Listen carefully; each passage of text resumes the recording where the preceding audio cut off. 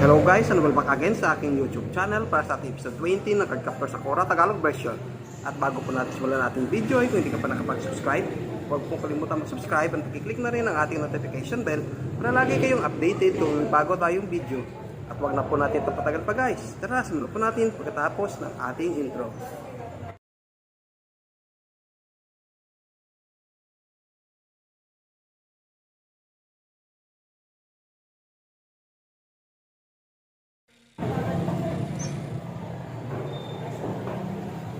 Bilis mo ah. Siyempre! Tingin ko uulit yan. Anong sabi mo? Wala naman kayong practice pagkatapos ng klase, hindi ba? Opo. Okay, maaga akong uuwi kaya maghahanda ako ng masarap na hapunan. Masarap na hapunan? Yay! Ayos!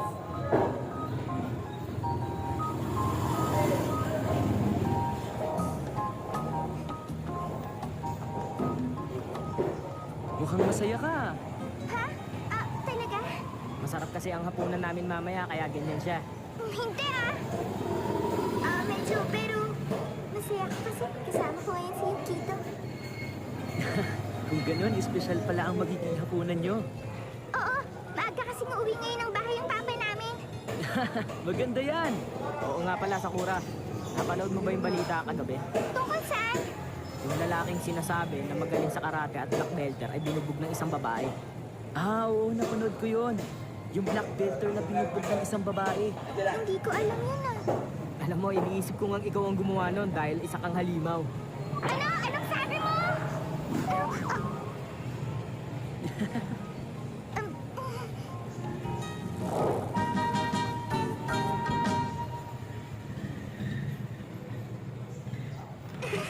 Magandang umaga! Magandang umaga!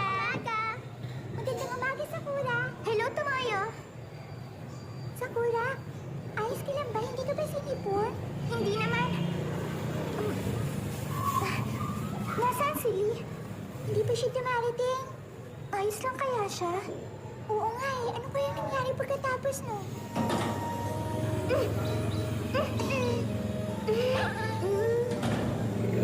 Shaoran! Bakit ka nagpapapasok ng mga babae dito? Magpapaliwanag ako! Ewan ko sa'yo! Sakura, sino ba yung batang babae? Hindi ko alam. Oh, si Linnea!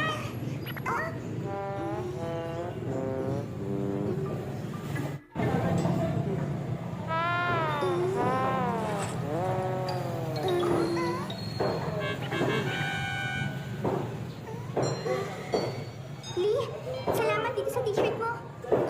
Okay lang. Parang matamlay ka ngayon Ayos ka lang ba? Mabuti naman, nandito na ang lahat. Ngayon ang unang araw ng second semester. Natapos nyo ba ang mga homework nyo? Oo nga pala, may bagong lipat na estudyante sa ating paaralan at magiging kaklase niyo siya. Welcome natin siya.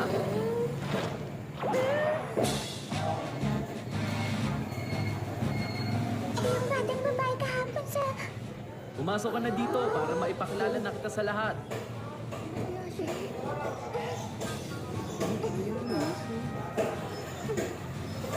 Sabi ko, sabay tayo pumasok sa school. Sama mo.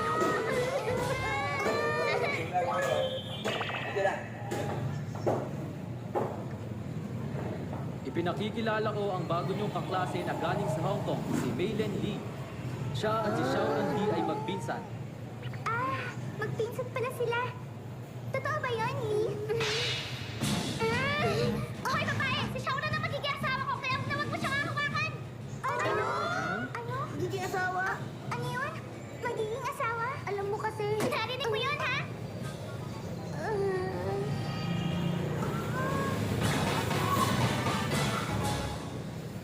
Enjoy watching PitsTV.com. Ay, nagulat talaga ako. Nagulat ako nung sinabi niyang magiging asawa ko si Shaoran kaya wag mo siyang aawakan. Parang alam niya ang sinasabi ng babae. Oo nga Hi, Yamasaki. Hi, ang sarap ng baon niya. Yamasaki, kakain ka ba? Bala kong pumunta sa kantin kasama si Lee. Shaoran! Dito ka lang pala. Dinalad kita ng baon mo. Ito, sabay tayong kumain. Halika nga. Bakit? Ano ba yun?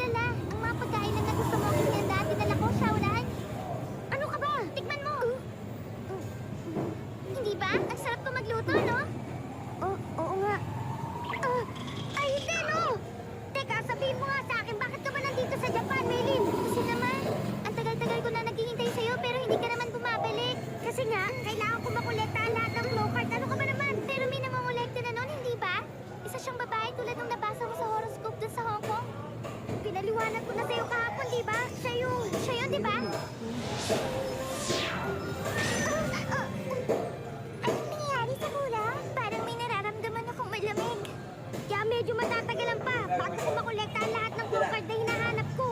Kaya ang mabuti pa, bumalik ka na sa Hong Kong, Maylin. Ganun ba? Hindi ko talaga siya mapapatawad. May naisip na ako magandang paraan. Tutulungan kita. Kung kasama mo ako, siguradong hindi ka niya matatalo. Hindi niya tayo matatalo. Parang ang saya-saya nilang dalawa, no? Oo, tama ka.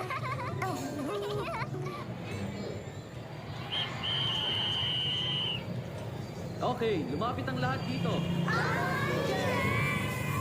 Papracticein natin ngayon ng side flip. Kailangan mag-participate ang lahat, okay?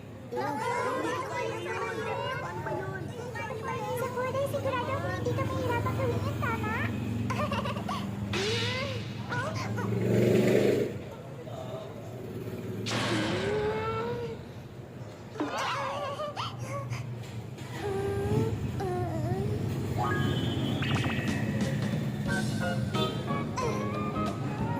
Okay, next. Opo.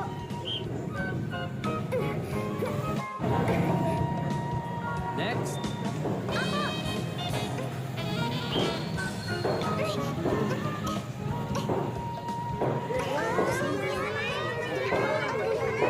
Oo, nakakabilib siya.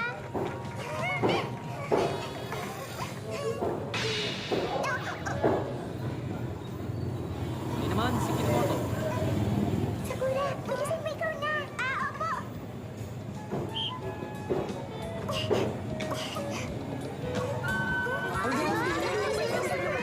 Mas magaling si Sakura.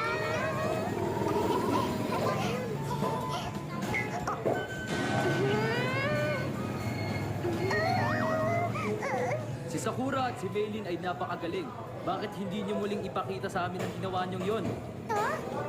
Ipakita niyo nga ulit sa amin at kung ano pa ang mga kaya niyong gawin. Maaari ba, Sakura, Maylin?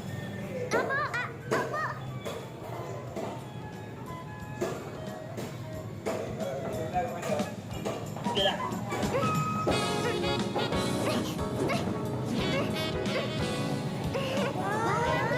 Ang galing ni Maylin, oh. Paano niya kaya nagawa yun?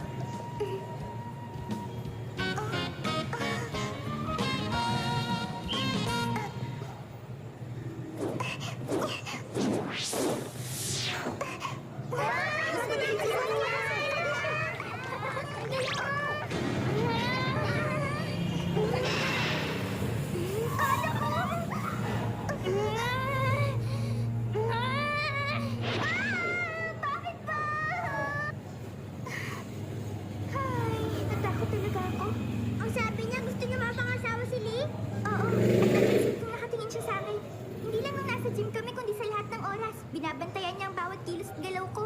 Bakit may ginawa ko bang masama sa kanya? Apo! Espesyal ang hapunan namin ngayong gabi. Pero huwag kang mag-alala, dadalhan kita ng pagkain pagbalik ko. Yay! Kakain na! Kakain na! Kakain na ako ng masarap! Kakain na! Ano kaya ang niluto ni Papa? Steak, Sakura. Yukito, ano ginagawa mo dito? Nalaman ko mag-isa lamang siya, kaya dito ko siya niyaya kumain.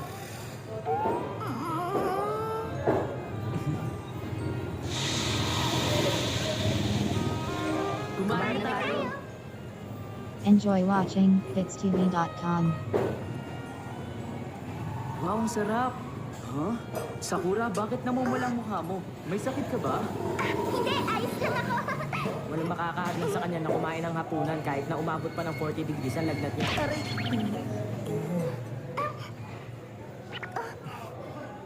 Kuya, ito pa yung balitang sinasabi mo sa akin? Hindi, bagong balita na naman yan. May narinig na naman akong bagong balita kanina. Sinasabi dun sa balita na isa na naman daw inosenteng lalaki ang walang awang sinaktan doon sa may Tumoyda Central Park. Ha? Tamoyda Central Park? Pwede pong patingin yan. Ngayon naman, isang lalaki na may 3rd degree black belt sa judo ang biktima. Isang babae na naman ba ang may kagagawan? Oo, Ang nakapagtataka, bakit lahat ng black belter ang ginagawang biktima o sinasaktan ng babaeng yun? hindi naman daw pinagnanakawan ng mga biktima. Walang kinukuha sa kanila na kahit ano yung babae. Ayon dito, parang isang labanan ang nangyayari. Baka pinagpapracticean sila noon. Toya, isa ka rin black belter, kaya mag-iingat ka sana kapag nasa labas ka. First degree lang po ang sa akin kaya hindi niya ako mapagpapraktisan. Oo! Sabi dito sa dyaryo, yung babaeng may kagagawa ng lahat ng ito ay nakasuot ng weird na damit. Weird ang damit? Oo. Ano? Nakasuot siya ng weird na damit? Hindi kaya siya yung...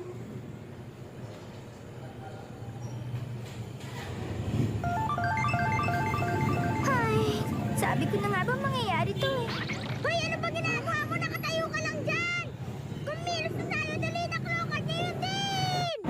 Napakasigla talaga ni Gary Chan. Sa tingin ko kaya siya nagkakaganyan dahil sa masarap na punang kinain niya. Ganun ba?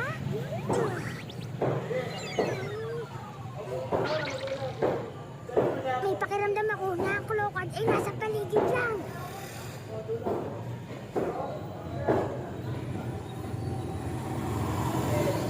Oo, nararamdaman ko rin. Kung ganun, yung babaeng sinasabi sa mga balita na nananakit sa mga black belter ay isa pa lang. Isa yung Clockard! Ah! Maylin! Kung ganun siya pala kasi tahanan sa bahay batang yun! Naparito pa kayo para hulihin ang Clockard?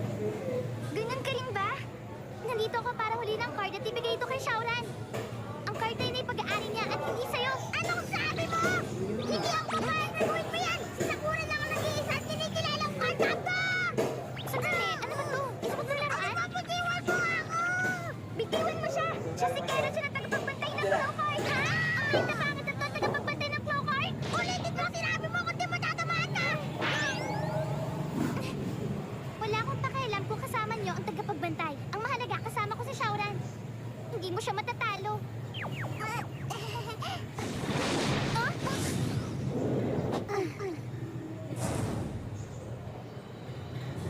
Naku, hindi! Siguradong siya yung sinasabi sa dyaryo na babaeng nakasuot ng weird na damit. Talaga? Pero hindi naman weird yung damit niya. Ang cute niya eh. Mag-iingat ka sa kanya dahil yun ang fighter!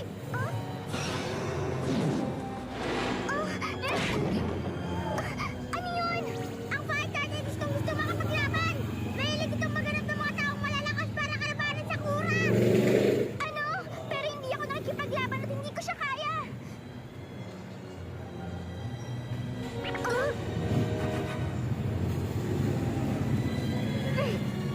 Anong gusto niya? Gusto ng card na makapaglaban sa mayabang na batang babae niyan! O ano, simulan na natin ang laban!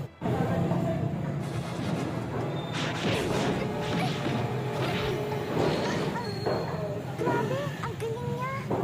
Hindi ka naman pala marunong makapaglaban. Tapos ang lakas sa loob mo na mangolekta ng card.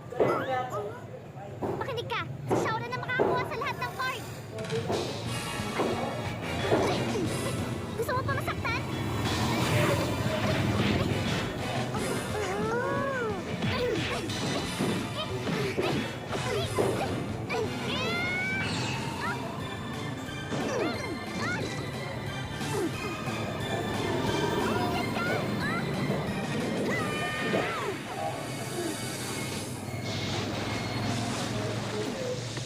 Shaoran! Hindi ba ang sabi ko sa'yo, sabay ka lang? Pero, ayos ka lang ba, Maylin? Para malaman mo, nadulas lang ako, no? Ganun ba? Ayos tayo, ganun talaga pang bata. Anong batang sinasabi mo? Parang ikaw, isa ka lamang maliit na bata. Anong sinabi mo? Ang lasing board. Dapat hindi ka pa kayo sa paggamit ito. Kainis! Sinabi ko na sa kanya tumahimik eh. Ano ka ba? Iniisip lang naman ni Wei ang kapakanan mo. Nag-aalala siya sa'yo. Anong ibig mong sabihin?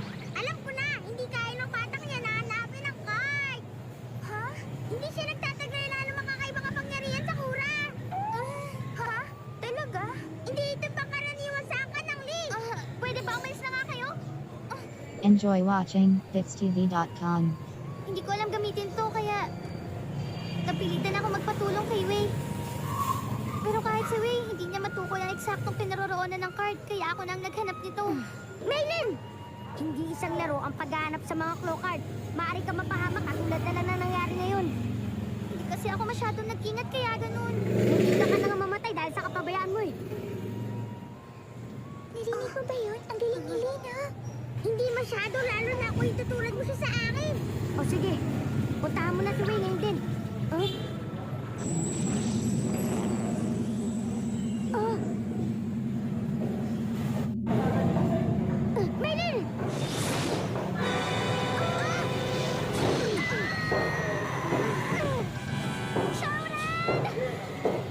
Shaoran! Lee! Shaoran! Shaoran! Ayos lang ako. Patawad. Saktan ka dahil sa akin. Huwag kang umiyak.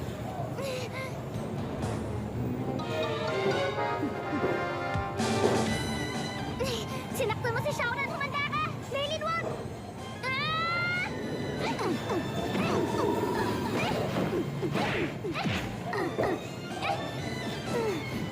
Ayos ka lang ba? Okay lang ako. Ang galing talaga makipaglaban ni Maylin. Pero may ibang usapan na kapag claw card na ang kalaban niya.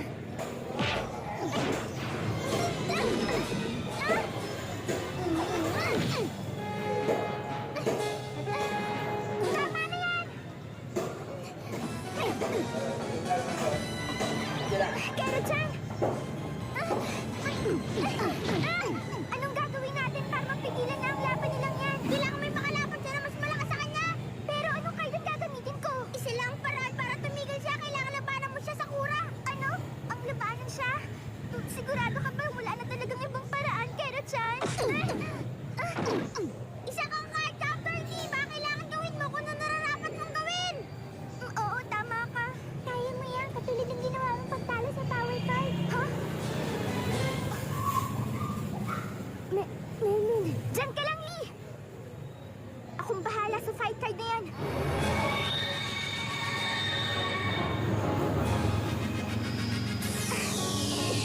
Power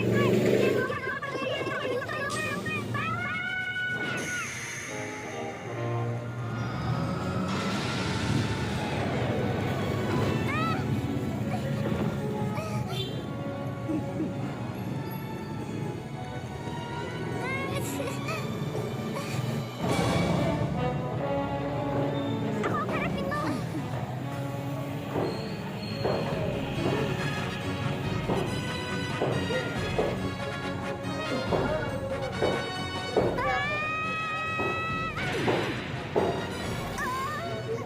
Sakura, sa likuran mo! Ha? Huwag kang tumapit sa akin!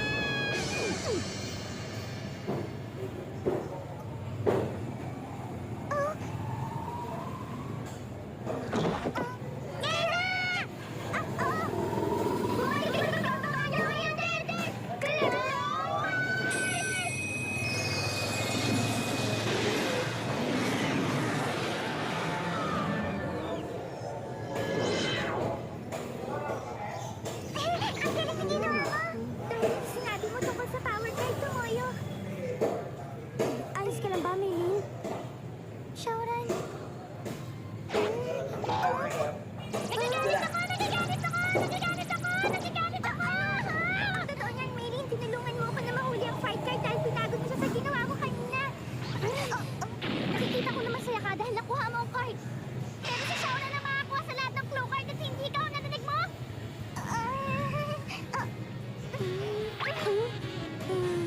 Naku, lalo naging komplikado ngayon ang sitwasyon sa pagitan nilang tatlo.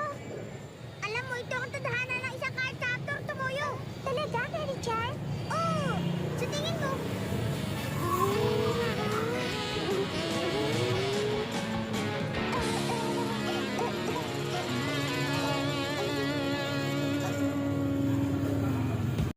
So at dito na nga guys, nagtatapos sa ating episode 20 ng Card Captor Sakura Tagalog version. Stay tuned nyo lang pa sa ating episode 21. At kung gustuhan yung ating video, huwag kalimutan mag-like, mag-comment, share nating video. Maraming pong salamat. Bye-bye!